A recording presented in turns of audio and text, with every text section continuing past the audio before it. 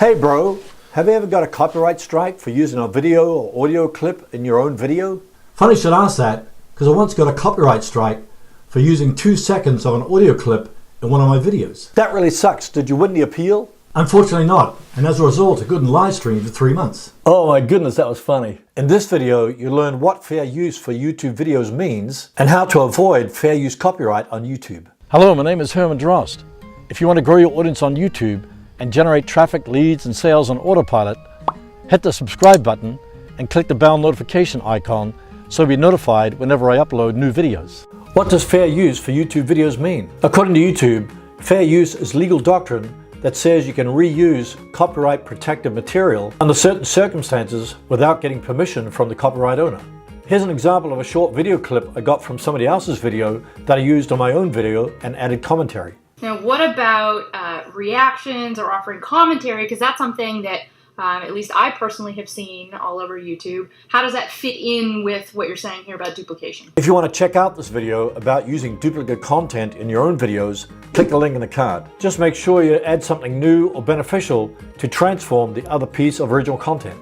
There's no silver bullet that says you're protected by fair use when you use copyrighted material that you don't own. Here are 5 tips for minimizing the risk of copyright liability when using fair use material. Number 1, make sure it's transformative. This is where you're adding new expression or meaning to the original works instead of just copying it. Commercial works are less likely to be fair use. You must use the work in such a way that it's clear the purpose is commentary, news reporting, or criticism. Try to add something new or beneficial to improve it rather than just copying it. Number 2, use only small portions of the original work rather than large portions. In my example, I only used a few seconds of somebody else's video. Number 3, use material from factual works rather than purely using material from fictional works. So if your source is factual or non-fiction, limit your copying to the facts and the data. Number 4, use Creative Commons or freely licensed material. Creative Commons videos or music allows you to reuse or edit material for your own use. When an author assigns a Creative Commons license to their own material, it's free to use for the public. All you have to do is to give attribution to the original author in the description below your video. If you want to learn more about how to find and use Creative Commons videos in your own videos, click the link in the card. So you probably have some questions about fair use that you're not sure about. Here are 4 fair use myths. Number 1, what if I give credit to the original copyright owner? Is that fair use? Just giving credit to the original copyright owner doesn't make it transformative. As I mentioned previously, you got to transform the original content instead of just copying it outright. One way to avoid that is to secure all the unlicensed elements in your video before you upload it to YouTube. Number 2, what if I post a disclaimer on my video? Is that fair use? There are no magic words to avoid fair use copyright. So even if I say all rights go to the owner or I don't own, it doesn't automatically give you permission to use that copyright material. Number 3, what if you use the material for entertainment or non-profit purposes? Courts will carefully evaluate whether your material is fair use. Just declaring your material is for entertainment purposes only will not pass the fair balance test. Even if your material is non-profit, which favors fair use, it's not a defense in itself.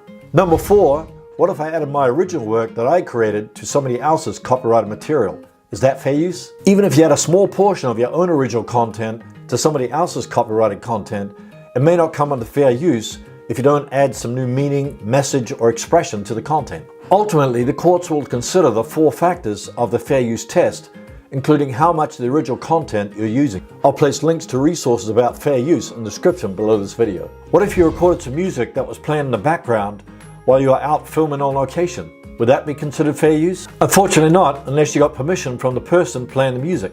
So the bottom line for using fair use material in your own videos and avoid copyright is to transform the original content, use a small portion of it, like just a few seconds, or use Creative Commons videos or music because it's freely licensed work. For example, you can freely use the music from YouTube's audio library in your own videos without worrying about getting a copyright strike. If you're not sure about using somebody else's material in your own video and it constitutes fair use, contact a YouTube lawyer. My buddy Ian Corzine is a YouTube lawyer that sorts out legal issues for YouTube creators. I'll link to his channel in the card. If you want to learn more about how to find and use Creative Commons videos in your own videos without getting a copyright strike, watch my next video. You'll also learn how to make money with Creative Commons videos. Thanks for watching, and we'll see you in the next video.